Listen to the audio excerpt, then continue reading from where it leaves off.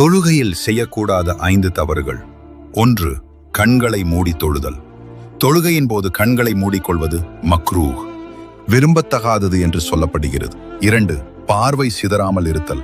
நீங்கள் தொழுகைக்காக நிற்கும் போது உங்கள் பார்வை சஜ்தா செய்யும் இடத்தையே நோக்கி கொண்டிருக்க வேண்டும். ஏனெனில் நாம் அனைவரும் மண்ணிலிருந்து படைக்கப்பட்டு மண்ணுக்கே ஒரு நாள் திரும்ப போகிறோம் என்பதை அது நினைவூட்டும். 3. சுற்றுப்புறத்தை வேடிக்கை பார்க்காதீர். தொழும்போது அங்கும் இங்கும் பார்க்கக்கூடாது. ஏனெனில் அந்த நேரத்தில் நீங்கள் அகிலத்தின் இறைவனாகிய அல்லாஹ்வின் முன்னிலையில் நின்று கொண்டிருக்கிறீர்கள். 4. விரல்களை நெரிக்காதீர்கள்.